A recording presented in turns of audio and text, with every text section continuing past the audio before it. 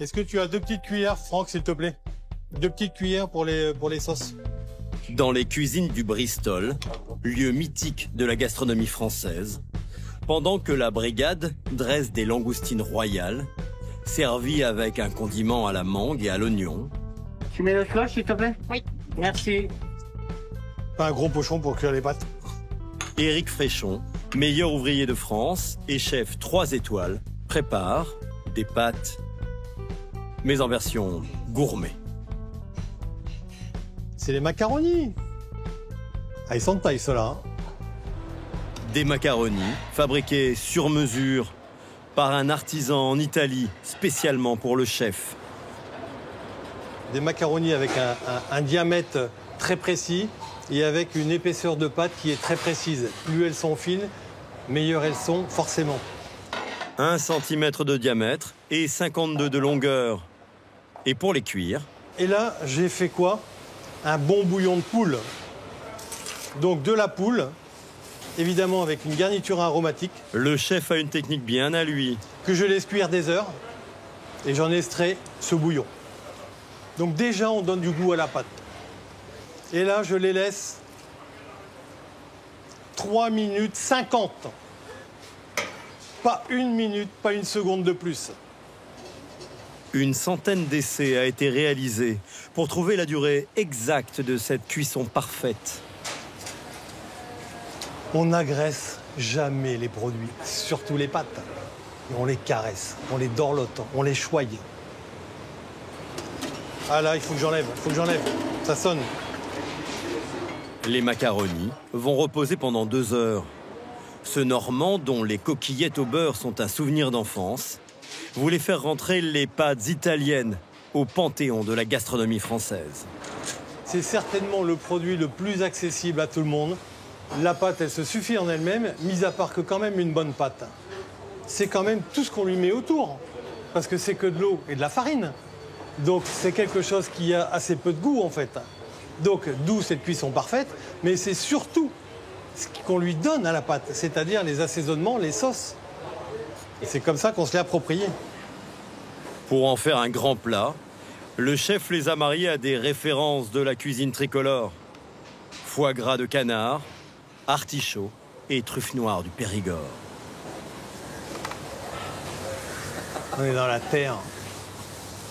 Quel bonheur. Une recette qui lui a valu d'obtenir la distinction suprême. Une 3e étoile en 2009. Bien poivré, bien relevé. Alors, au bout de 2h30, voilà ce que ça donne. Elles ont gonflé, mais sont beaucoup plus souples. Donc là, maintenant, je les garnis. Et voilà. Hop. Les macaronis sont ensuite trempés dans une béchamel, recouverts d'une fine couche de vieux parmesan, puis gratinés pour que la truffe et le foie gras nourrissent les pâtes. Ils sont servis avec du jus de volaille truffé. Le macaroni farci artichaut, truffe et foie gras gratiné au vieux parmesan. Une minutie qui se paye. 92 € pour cette entrée. 9 clients sur 10 en commande. C'est surprenant en bouche, on retrouve toutes les saveurs annoncées. Le foie gras, la truffe. C'est extraordinaire. Ces macaronis, revus et corrigés, illustrent l'engouement actuel des Français pour les pâtes. Délicieux. Si les Italiens restent les premiers consommateurs de pâtes en Europe, les Français ne sont pas en reste, avec 600 000 tonnes ingurgitées chaque année. Ça sent bon. C'est incroyable. Les ventes ont même bondi de 30% lors du premier confinement. Mais suite aux aléas climatiques, le cours du blé a doublé ces 6 derniers mois. Les prix des paquets s'envolent en supermarché, plus 10% en un an. Pour sauvegarder leur marge, les industriels investissent dans les pâtes haut de gamme. Et ça tombe bien, les consommateurs en redemandent. Plus 30% de croissance sur ce segment de marché l'an dernier. Oubliez les nouilles trop cuites, les Français sont devenus des amateurs éclairés.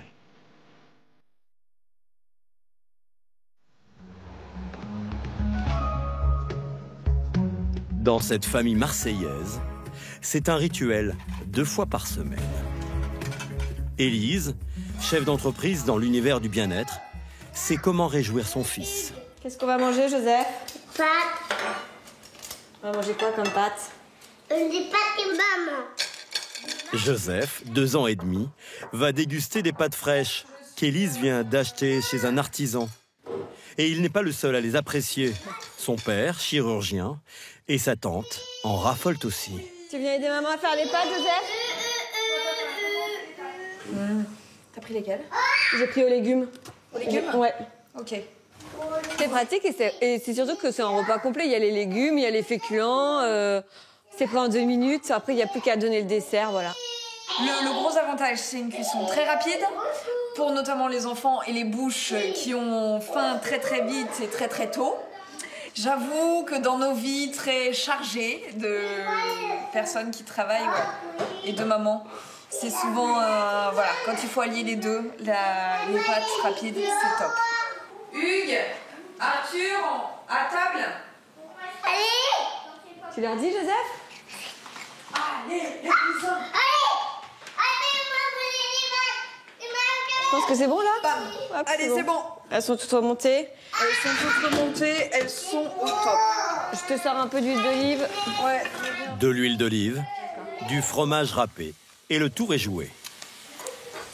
Et comment ça se passe, là, quand on n'a pas de fourchette, on peut pas manger? Ça change des coquillettes qu'on connaissait quand on était petit.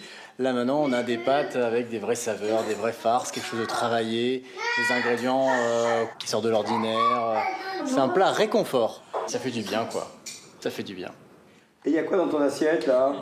Plus rien. Voilà, c'est l'assurance d'un repas terminé en moins de 5 minutes. On sait qu'il n'y aura pas de cris, pas de pleurs, et les légumes seront quand même mangés. Pour ces raviolis frais aux légumes, Élise a déboursé 24 €, soit 4 € par personne. Si comme cette famille, les Français aiment manger les pâtes, ils veulent aussi les fabriquer eux-mêmes. Pour les guider, Alba Pezzone, ambassadrice de la cuisine italienne en France. Cette Napolitaine, installée depuis 36 ans à Paris, a fait de sa passion un business. Livre à succès, cours de cuisine, comme aujourd'hui dans ce magasin. Un supermarché de la gastronomie transalpine. Rugueuse et rainurée. Ici, 200 variétés de pâtes.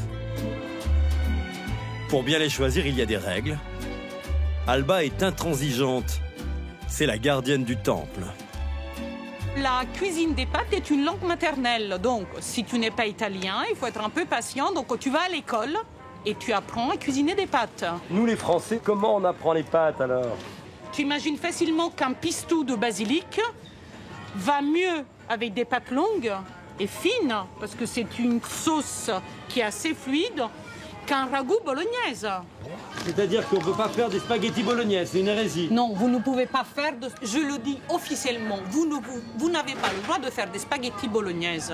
Pourquoi? Parce que, 1, les pâtes, ce n'est pas une garniture, et 2, les spaghettis sont trop fins pour supporter une sauce épaisse comme la sauce bolognaise. Tu ne vas plus sentir des pâtes. Or, quand tu cuisines des pâtes, c'est des pâtes que tu as envie de manger. À l'âge de 18 ans, c'est une histoire d'amour qui attire Alba en France. Elle va travailler pendant 15 ans dans le marketing et la finance, avant de changer de vie pour devenir chef. Elle décroche un diplôme à l'école Ferrandi, dirige pendant 15 ans sa propre école de cuisine à Paris, puis se consacre à ses livres. Buongiorno. Buongiorno a tutti. Bene. Pour ce cours, intitulé « À chaque pâte sa sauce », les 8 participants ont déboursé 55 €. C'est parti? Ok. Cassez-le. Première étape, faire sa propre pâte. Vous avez remarqué qu'on ne met pas de sel dans la pâte à pâte. Non. Tout simplement parce que c'est l'eau de cuisson des pâtes qui va être salée. Donc une pâte à pâte n'est jamais salée. Allez, on commence à mélanger. C'est la première fois que vous pétrissez des pâtes? Oui. C'est le miracle des pâtes, que de la farine et des œufs. C'est pas évident, ça résiste un peu, hein, mais ça marche. Il faut insister. Alba a appris à faire des pâtes fraîches en regardant sa grand-mère. C'était le rituel, le dimanche, après l'église. La pâte, vous savez d'où ça vient? De Gragnano, qui est une petite ville juste au sud de Naples. Il y a un microclimat particulier qui facilite le séchage des pâtes. Et donc on raconte que le maire de Gragnano avait choisi la disposition des rues pour faciliter la circulation de l'air, de manière à faciliter le séchage des pâtes. Et là, les cime di rapa sont bien vertes. Ah ben là, c'est bon, on a gardé la... Parmi les élèves aujourd'hui, des amateurs éclairés, comme Adrien, commercial en matériel médical. Je fais des pâtes au moins 2 fois par semaine. Pourquoi? Parce que déjà j'aime ça personnellement et puis j'en fais pour les autres. J'en fais d'abord pour les autres avant d'en faire pour moi. Les pâtes au beurre c'est simple, mais après il y a tellement de recettes différentes qu'on peut vraiment s'éclater et puis les améliorer petit à petit et puis épater la galerie surtout, épater ses amis. D'autres élèves partent de beaucoup plus loin. Tu vois? Vas-y doucement pour pas trop la déchirer, sinon tu vas mettre un peu... Tu vois, essaie de lui donner une forme un peu carrée. Pourquoi vous êtes venu aujourd'hui alors? Parce que j'ai toujours voulu mettre à l'amende ma colocataire qui est juste ici. Et en lui disant que j'ai toujours su faire des pâtes fraîches. Essaie de lui donner... Et j'ai essayé, c'était la tata. Donc pour mon anniversaire, elle m'a offert ce cours-là. Oui, c'est bien ça. Apollonia et Diane ont 25 ans. Elles sont étudiantes en communication. À la maison, les pâtes, c'est selon leur inspiration et l'état de leur porte-monnaie. Alors là, tu arrêtes de la plier. Et là, tu commences à baisser. Oui, ah ouais. Je fais les fonds de mon frigo et je l'associe à des pâtes avec des œufs, avec de l'huile d'olive, avec du sel, avec des herbes de Provence, avec de l'ail, avec des saucisses de Francfort. Enfin, mais du coup, c'est le plat d'étudiant. C'est rapide, c'est aussi économique. Bon, après, moi, je sais que je cuisine des trucs qui sont immondes, mais bon. D'où le cours, voilà. Pour ça, vous voulez vous améliorer? Oui, on s'améliore. Là, on rentre bien dans la vie d'adulte, on s'améliore du coup. J'ai réussi. Ça, c'est Diane. Regarde, mets la main, on voit à travers. Allez, je me lance. Elle réalise aujourd'hui des tortelli. Quelle émotion! Ouais. Une spécialité du nord de l'Italie. Pour la farce, des cime di rapa, un légume légèrement amer, mélangé à de la ricotta. Voilà. Et là, tu soudes bien. Et j'en ai mis un peu trop, non? Non, c'est bien. Là, tu peux même mettre un peu plus, mais petit à petit. Okay. Petit à petit, tu vas oser. Ok. Voilà, très bien. Et là? C'est très beau. Comme ça? Magnifique. Allez. C'est beau. Les pâtes sèches, on les plonge dans une eau qui est portée à ébullition. Les pâtes fraîches farcies dans une eau qui est portée à frémissement. Jamais d'ébullition. C'est trop brutal. Ça risque d'éclater. Avec le succès de ses livres et de ses cours, Alba n'est pas surprise par l'engouement des Français pour les pâtes. C'est bon. C'est bon. C'est bon. C'est à la fois familier et exotique. C'est quotidien et festif. Là, quand le regard pétille, c'est magique.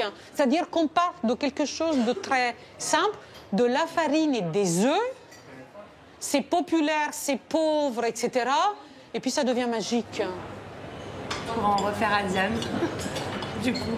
Vous n'y croyez pas? Si. On ira au resto, c'est bien aussi. Adrien a tenu à ce que son fils, Arthur, 5 ans, vienne observer ce cours pour lui transmettre sa passion. On ne fait pas que de la bolognaise ou de la carbonara, on fait des recettes avec des brocolis, avec des tomates, des poivrons, même des anchois, du poisson. Ça permet de faire. Un applauso à Alba. Non,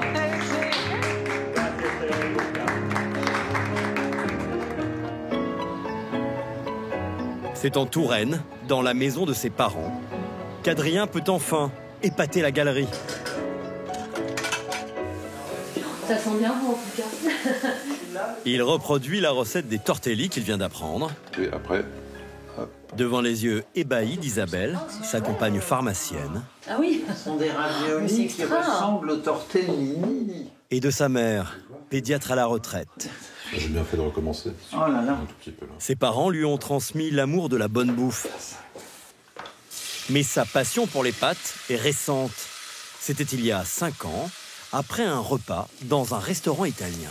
Moi, la recette qui m'a donné envie de commencer à cuisiner italien, c'est une recette napolitaine qui s'appelle les linguine à la puttanesca. Donc, on met de l'huile, de l'ail. Après, il faut des olives noires, des capres, des anchois, de la tomate et on finit avec un peu de piment. Et alors, cette recette, elle a une anecdote formidable. C'est le puttanesca, c'était les prostituées napolitaines qui faisaient cette recette. C'est une recette qui a des odeurs très relevées, enfin qui a une très très bonne odeur et ça faisait venir les clients au XVIIIe siècle. Et j'ai commencé par cette recette parce que je l'ai faite 1 fois, 2 fois, 3 fois. Elle a été réussie, puis après je me suis lancé. Adrien va dès lors chercher d'autres recettes sur des blogs. Dénicher de bons produits dans de petites épiceries, au point de devenir un expert. Le dos de cuisson des pâtes, en fait il y a de l'amidon, donc ça lie la sauce. Voilà. Pour la recette des carbonara par exemple, pas question pour lui d'utiliser de la crème. En France, on l'a fait avec des lardons, avec de la crème fraîche, alors qu'il faut utiliser du guanciale. C'est une charcuterie italienne. C'est une charcuterie italienne qui ressemble à ça. J'en ai toujours un peu en stock. Voilà. Donc c'est de la joue de porc avec du poivre. Et en fait, c'est très noble. Donc il y a beaucoup de gras et ça va fondre dans la poêle. Et le maigre va rester et le gras va faire la sauce. Donc la fameuse crème sans crème. Jaune d'œuf, gras et pecorino. Et voilà. Donc voilà l'entrée.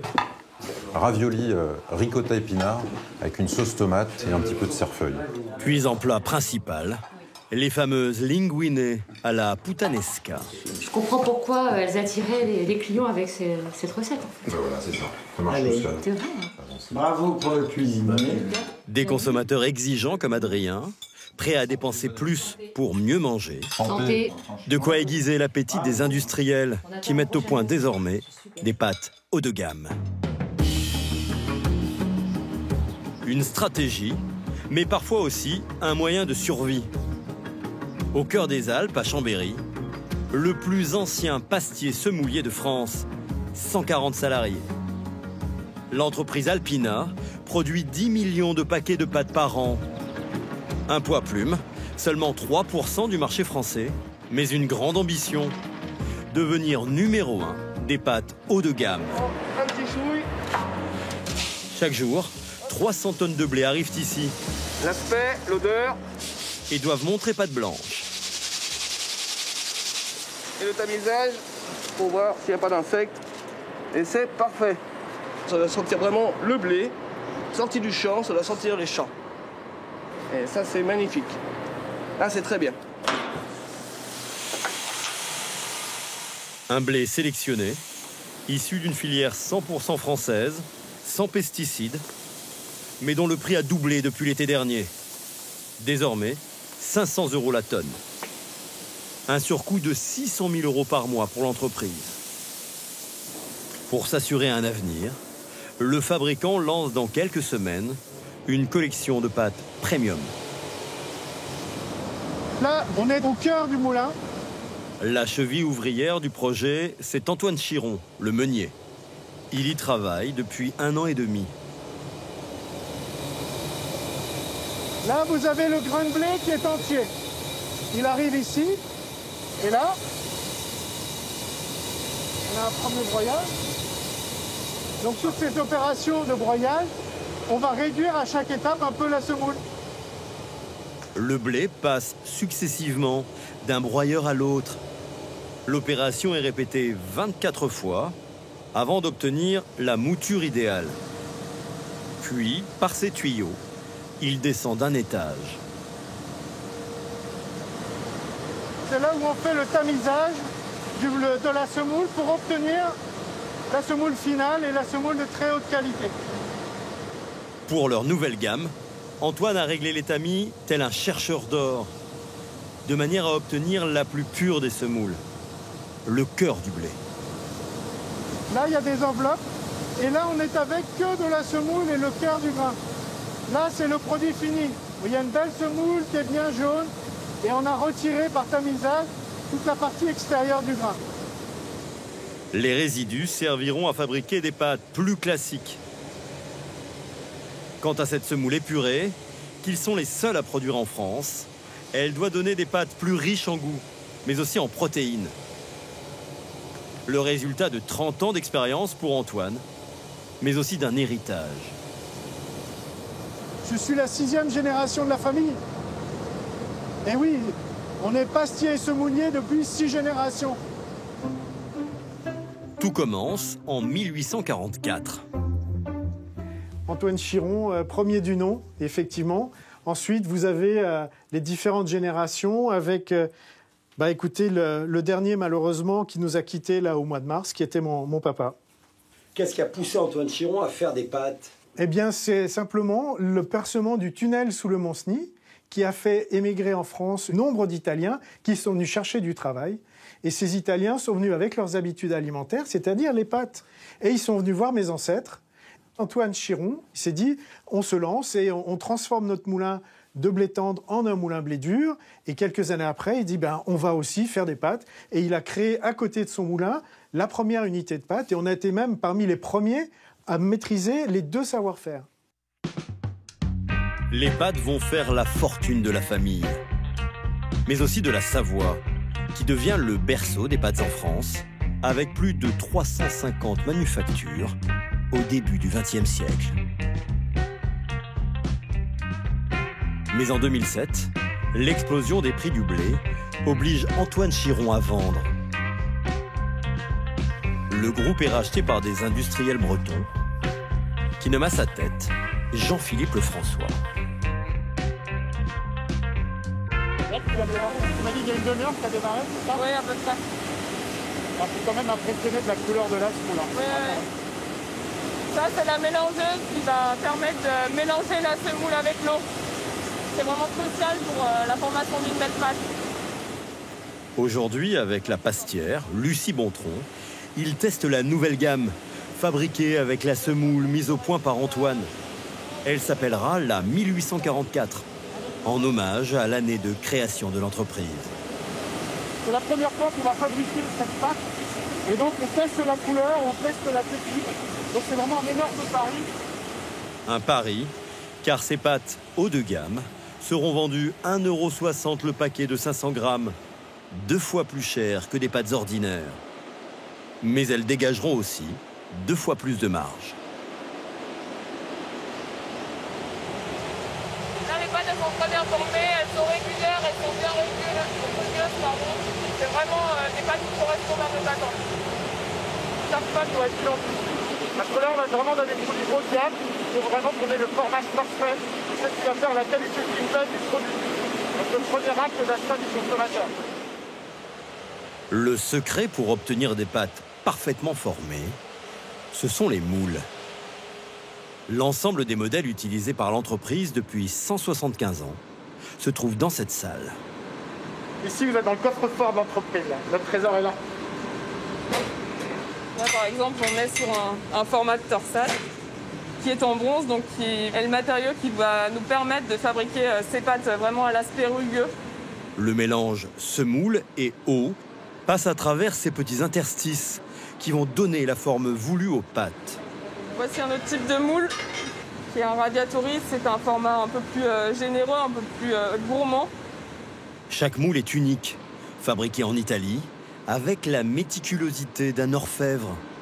Il coûte entre 6 et 10 000 € pièce. Dans ce coffre-fort, il y en a pour plus d'1 million €. Ce moule, par exemple, représente un épi de blé. Il a été dessiné par Lucie. Alors dans ce format-là, il y a deux choses qui changent. La première, c'est l'épaisseur. C'est des pâtes assez épaisses. À la cuisson, on va encore grossir. Et ce qui change aussi, c'est l'accroche de la sauce. Parce que dans les alvéoles, la sauce va venir se mettre. Et on va encore avoir plus de sauce en bouche. Donc on a une meilleure sensation quand on mange ces pâtes avec le mélange de la sauce. C'est un marché extrêmement concurrentiel. On est obligé d'innover parce qu'on est petit. Et nous, petits, si on n'innove pas, de toute façon, on meurt. Parce qu'on se fait manger par les autres. Les goûts du consommateur évoluent. Et nous, petites PME, on a l'agilité suffisante pour pouvoir justement innover et coller aux besoins du consommateur. Autre innovation, le temps de cuisson.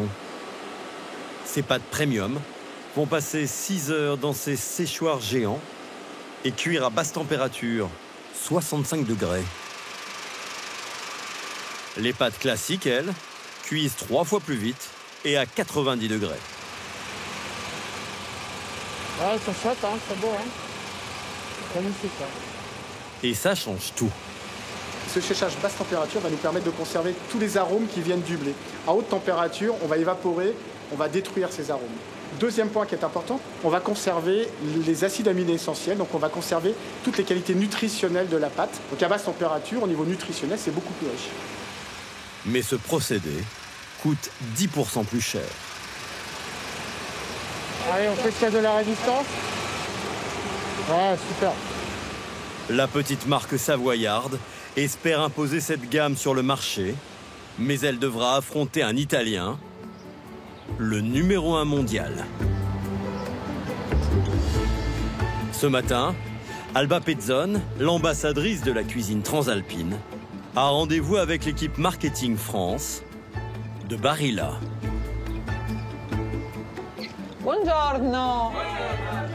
Ils se sont offerts ces services pour le lancement d'une pâte prestige.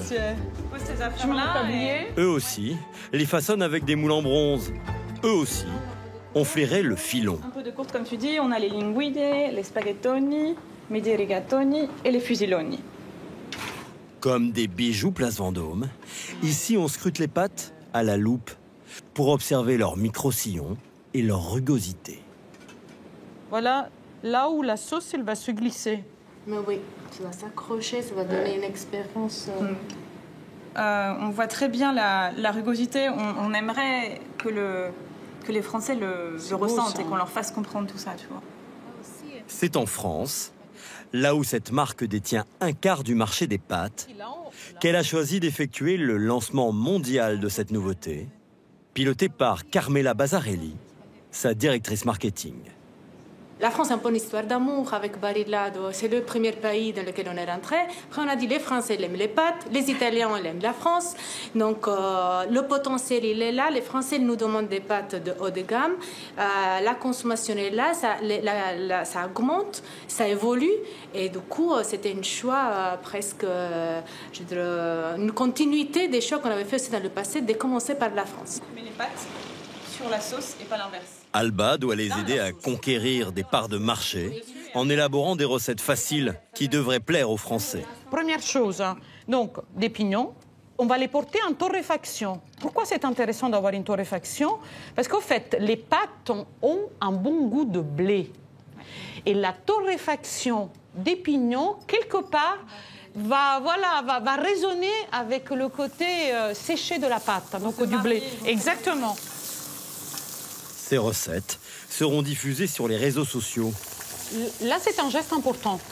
C'est-à-dire que le temps de cuisson des fusiloni, c'est de 11 minutes. Elle leur soumet aujourd'hui une recette de fusiloni au capre et olives. Donc nous, ce qu'on va faire, et ce qu'on va montrer aux Français, et ce qu'on fait très souvent en Italie, c'est qu'en fait, une partie de la cuisson des pâtes va se faire dans l'eau, mais l'eau n'a pas de goût. L'autre partie du temps de cuisson va se faire dans notre wok avec la sauce. La gastronomie française, elle est quand même grande. Et l'attente des Français, même à l'égard des pâtes, elle est quand même d'une certaine élégance, d'un certain raffinement, d'un étonnement. Les Français, quand ils cuisinent des pâtes, ils sont un peu chefs quand même. C'est une évolution de consommation. Pour l'instant, il y a 8 kilos par an qui sont consommés par les Français. Donc, le potentiel, il est encore énorme. Et ce potentiel, face aux 24 des Italiens. Et ce potentiel, ça doit s'exploiter à travers, comme on disait, l'innovation, à travers des nouveaux produits, en touchant des différents goûts, des différents besoins. Il faudra débourser 2,35 € pour un paquet de 400 grammes, environ 3 fois plus cher que leur premier prix. Non, c'est parfait. Et quand tu vas croquer dedans... Cette marque, qui se targue d'avoir appris aux Français à cuire les pâtes al dente, espère réaliser 15% de son chiffre d'affaires avec cette gamme dans les 5 ans à venir. Dans ce marché en pleine ébullition, certains Français ont décidé de s'affranchir des recettes italiennes pour débrider leur créativité. Christian Johnny, 35 ans, a ouvert il y a 3 ans une boutique de pâtes fraîches. Sa spécialité, les raviolis qu'il garnit au fil de ses envies. Plus de 500 variétés. Bonjour monsieur. Il puise son inspiration chez de petits producteurs provençaux ou chez David, le patron de cette épicerie bio. Un chou noir de Toscane assez rare. Ah ouais, ça je connais pas. Ouais. Et en termes de saveur, ça va t'apporter des saveurs un petit peu sucrées, fruitées. Ok. Ça me dérange pas, je t'en prends qu'une. Non, non, vas-y, tu peux y aller. Je suis curieux, moi.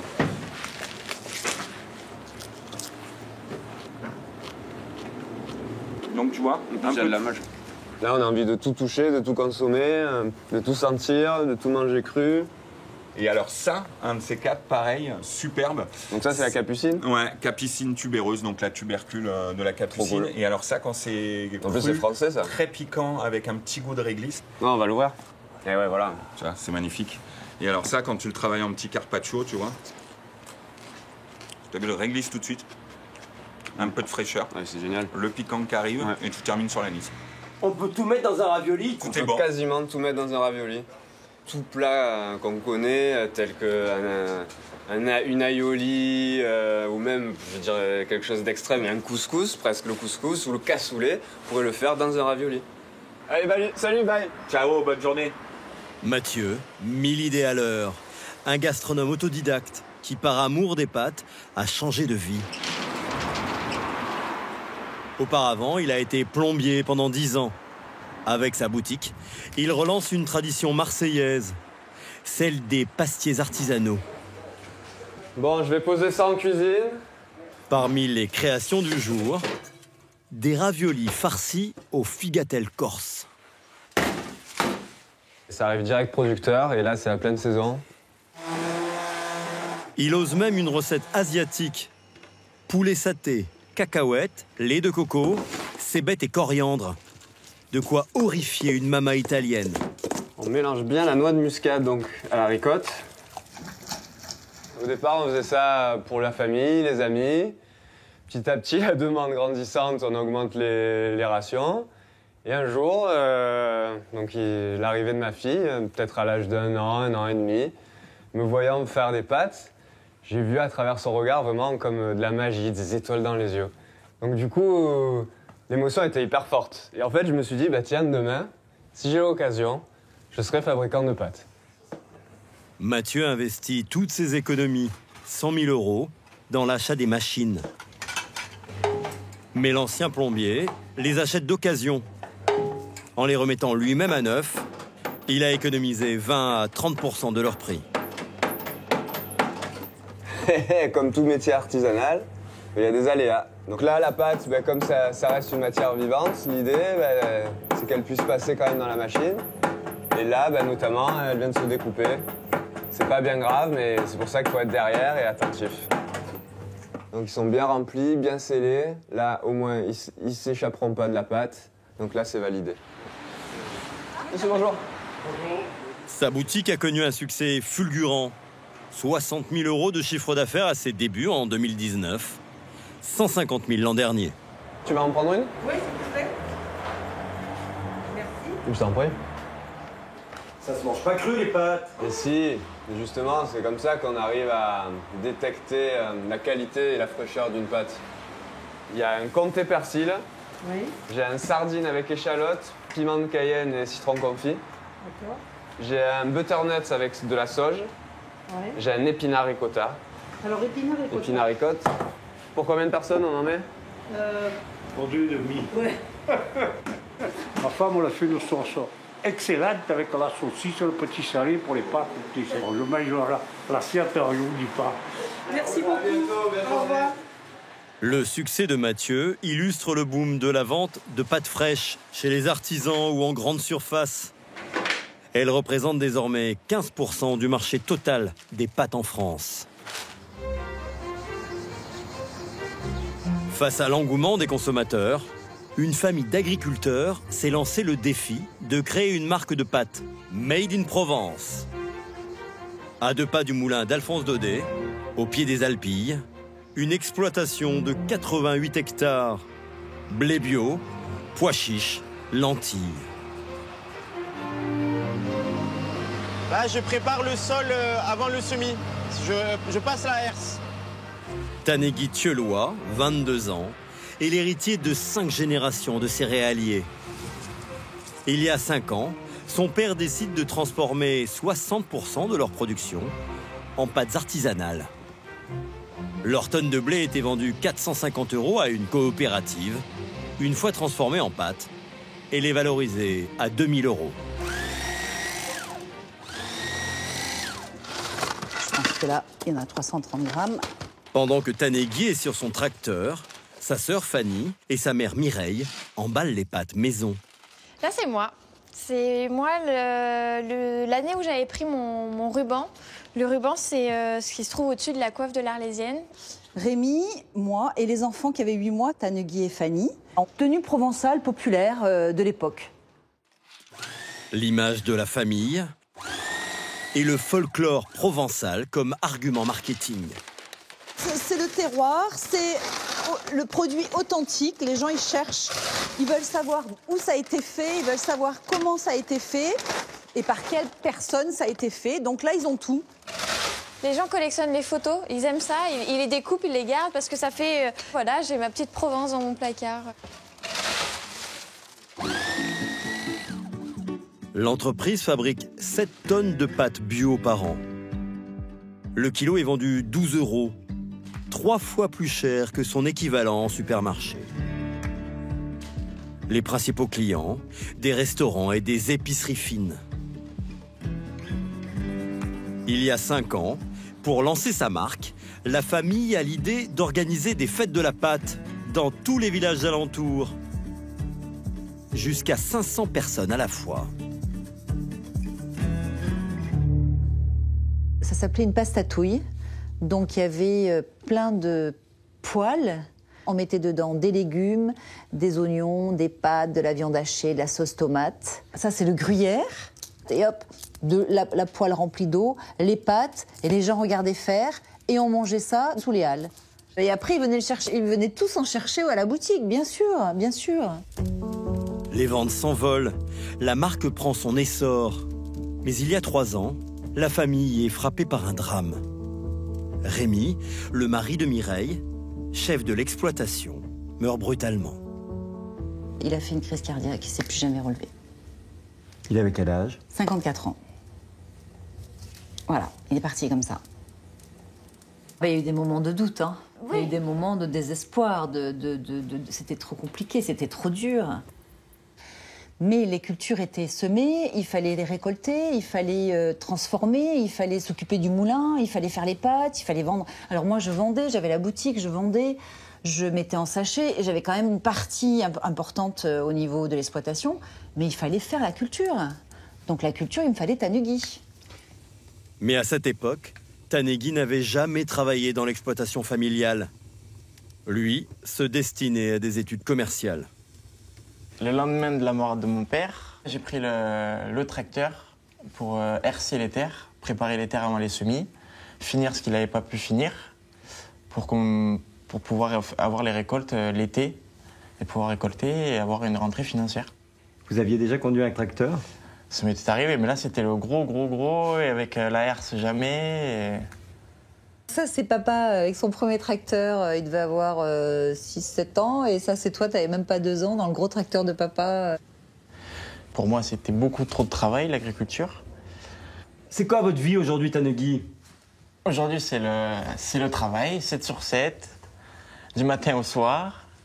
Tandis qu'avant, je pensais plus être posé au Calanque à Marseille avec les copains plutôt que d'être au travail tous les jours. Propulsé par le destin, au cœur de l'aventure familiale, Tanegui a fait fructifier le rêve de son père. Développement de pâtes à la farine de lentilles, de pois chiches. Et aujourd'hui, un nouveau défi. Réaliser des pâtes au riz, à la demande d'un restaurant gastronomique de la région. Mon grand-père, quand il a monté l'exploitation, la première culture qu'il a fait, c'était du riz, parce que les terres étaient très marécageuses. Donc c'est un hommage, tout vient de lui, ça me tenait à cœur. C'est la Camargue et le riz, c'est la Camargue. Le chiffre d'affaires de l'entreprise a augmenté de 20% l'an dernier, à 60 000 €. Elle ne dégage pas encore de bénéfices. Tanegui en est le seul salarié et touche le SMIC. Sa mère est à la fois sa patronne Et on est prêt. Allez, bon courage. et sa nounou.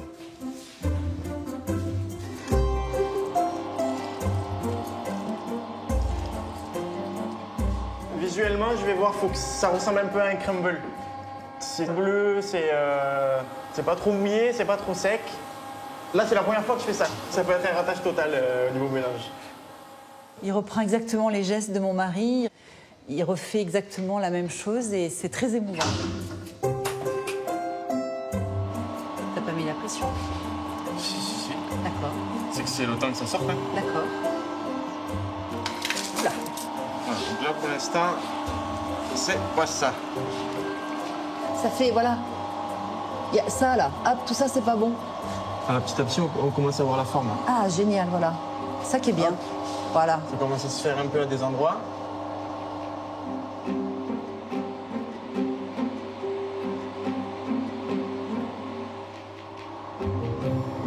C'est pas mal. On sent bien le goût de riz. Ah ouais?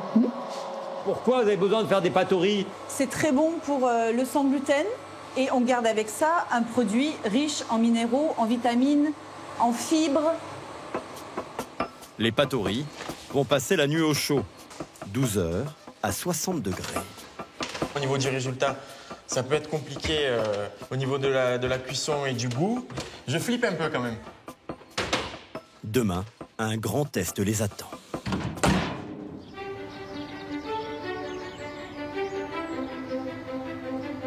À quelques kilomètres de l'atelier, le château d'Estoublon. Un hôtel de luxe, niché au cœur de 200 hectares de vignes et d'oliviers. Seulement 10 chambres et un restaurant renommé. Allez, on va retrouver Édouard et Vim. J'espère que ça va leur plaire. Bonjour les chefs. Bonjour. Voici les pâtes. Ah oui. Incroyable. Wim van Korp, chef d'origine flamande, signe la carte du restaurant. Il travaille avec Mireille et Tanegui depuis le début. Très sympa, hein, mais je pensais qu'il allait y avoir une couleur un peu plus blanche. Oui, non? quand j'ai broyé le riz, il restait la pellicule. La pellicule. Ouais. Du coup, c'est vraiment... il y a ce mélange de riz et de pellicule de riz. D'accord. Des pâtes au riz, une alternative que le cuisinier voulait avoir à son menu pour les clients allergiques au gluten. Mais leur cuisson est difficile à contrôler. Donc là, on met un timer, Edouard, comme ça on sait combien de temps que ça cuit. Pour leur donner de la tenue et du croustillant, le chef tente une expérience. On va essayer de les frire comme des chips et crevettes quelque part. Pour obtenir une petite coloration, peut-être ça va évoluer un peu le goût. On va voir ce que ça donne. Hein. Après plusieurs tentatives infructueuses, le chef parvient à maîtriser la cuisson. Donc là, on est parti sur une salade de pâtes frites avec quelques feuilles de choux de Bruxelles qui ramènent quand même quelque chose de peps, on va dire, un peu de fraîcheur. Après, on a mis quelques zestes de citron. Du fromage de chèvre, du cerfeuil et pour signer le plat, un trait d'huile d'olive maison. Pour le deuxième essai, le chef marie ses pâtes à des champignons et de l'emmental. Bonjour. Bonjour. Autour de la table, pour valider les plats, le directeur de l'hôtel et son équipe marketing. Absolument excellent. Les convives sont séduits par le goût des pâtes. Le chef, lui, est plus dubitatif sur leur utilisation. Merci. C'est un peu compliqué pour l'instant. Pourquoi? C'est la texture, ça casse vite, c'est une cuisson très rapide. Là, on l'a tous cuit à 2 minutes. Au début, on a essayé 4-5 minutes et que ça reste, ça tient pas. Mais en tout cas, ça a l'air de vous plaire. Ouais. À vous alors et aux pâtes. Allez, au revoir. Santé à tous. Tanegui devra retravailler ses pâtes pour espérer figurer sur la prochaine carte. Et c'est bon, on va au dernier.